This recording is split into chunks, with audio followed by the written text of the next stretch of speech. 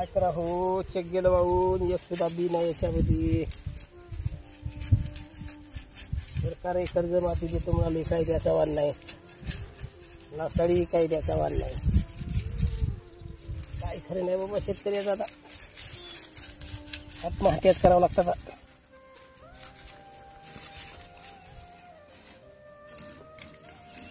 बघा काय काय काय पुढे गेलो वाहून बाबा.